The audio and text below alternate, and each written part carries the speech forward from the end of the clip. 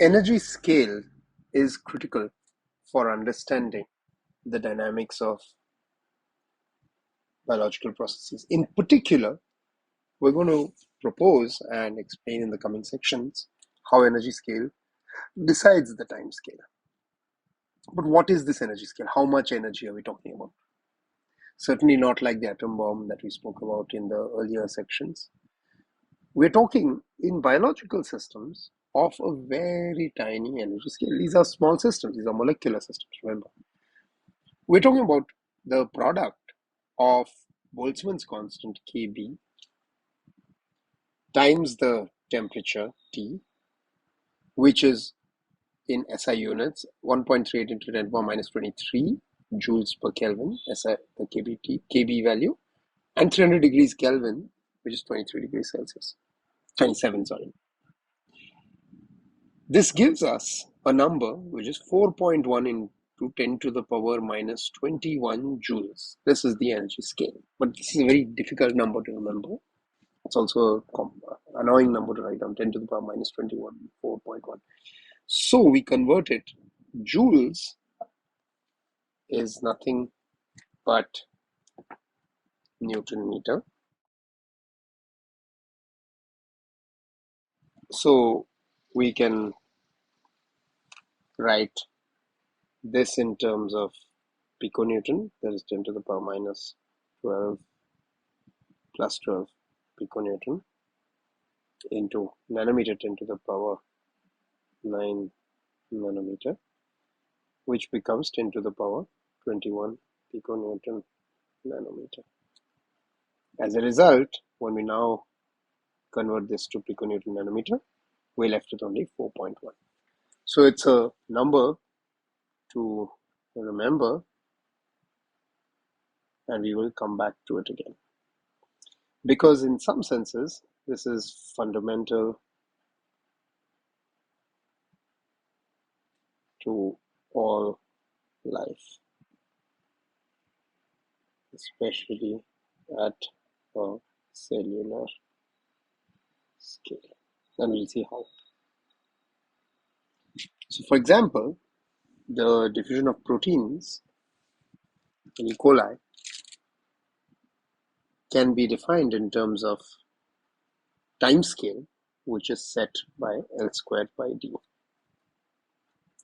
D, that is the diffusion coefficient of a typical protein, is about 100 microns square per second.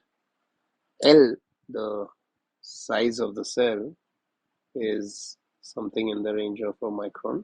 We know it's 2 micrometers in length.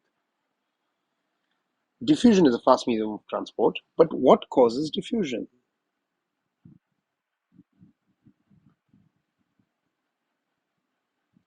To answer this question, we needed a genius. Einstein and Smoluchowski. And you may remember that we defined the drag coefficient F as 6 pi eta r from Stokes' law.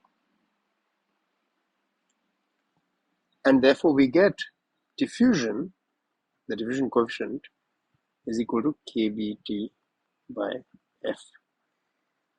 This means that diffusion is related to thermal energy. Thermal because T. T is nothing but temperature. So when we now consider this temperature thermal energy scale, 4.1 piconewton nanometer, to remind ourselves, or 10 to the power minus 21 joules, is here. This is the horizontal line. You're looking at a graph of energy on the y-axis in joules and the length in meters on the x-axis. This length goes from 10 to the power minus 15. So 10 to the power 0 meters is 1 meter, millimeter, micrometer, nanometer, picometer, femtometer. And the scale, as we have discussed in the past, of cells is over here, which means that the thermal energy is greater than these lines. So what are these lines? Now, if you consider any physical law, we always want to know how it scales. Meaning to say, if you change some independent variable or some variable, what happens to the outcome, the final so-called outcome variable. Here, our outcome variable is energy. By a rule that we have not yet studied, if you look at the energy of fracture or bending of a rod, whose shape is defined by a factor 20 to 1, then you will find that as it goes to smaller and smaller energy scales, length scales. So as you go down this way or down this way, somewhere the energy becomes comparable to thermal energy. Now for bending rods, this is at nanometer scale. You could say roughly protein scale. Something above it, already the energy is higher than thermal energy, which would suggest that purely thermal energy will not bend a rod of ratio 20:1.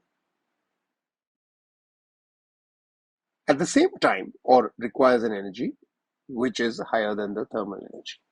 At the same time, chemical bonds which exist in this length scale of 10 to the power minus 9 and 10 to the power minus 10 angstroms to nanometers transition, the energies required to form and break them are very comparable to thermal energy. This is suggesting to you that thermal energy, or KBT, has very important role to play when the size scale is small enough.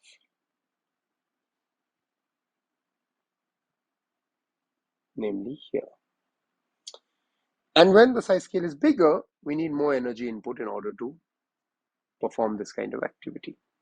So this scaling graph is telling us quite a few different things. There's also a third one which I did not talk about. That is electrostatic energy of a spherical shell. Again, large spherical shell of meter scale versus micron scale versus nanometer scale. The energies change, and we find that we come back to thermal energy scales at nanometer sized objects. And an exhibition of how the thermal energy and chemical energy interact with each other is in molecular motors.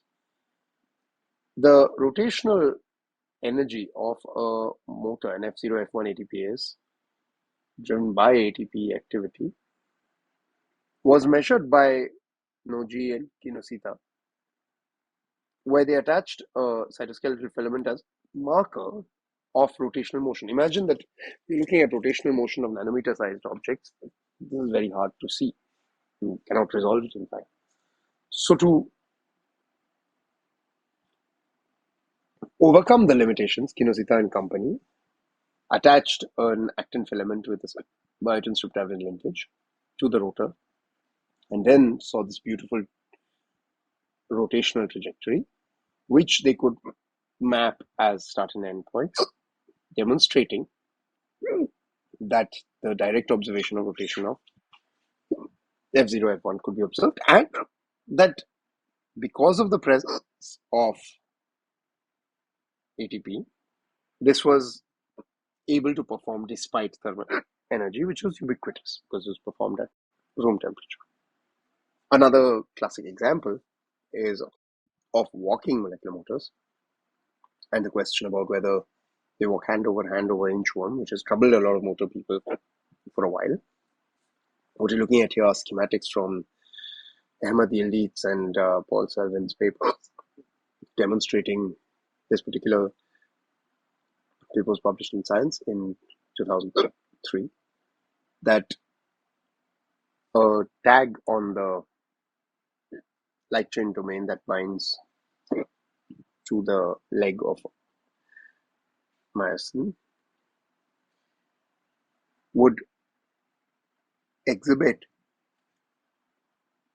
initially only a 37 nanometer displacement and then a 74 nanometer displacement if it was working as a hand over hand. An inchworm would demonstrate 37 nanometer equal steps.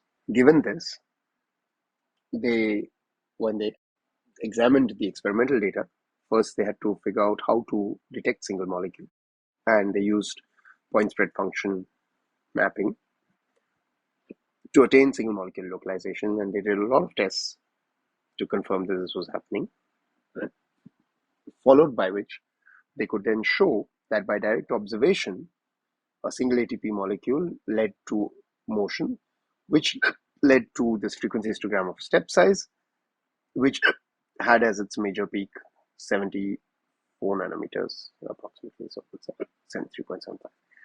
This means that ATP drives the motion. In fact, without ATP, the fluorescent spots are immobile, not diffusing. And the reason for that is because even without ATP, the motor can bind to the filament. So, in summary, the differences in motor stepping, of course, are based on attachment, detachment, and hydrolysis cycles. And diffusion and thermal energy have a role to play when the motor is detached. But when it is attached, ATP dominates.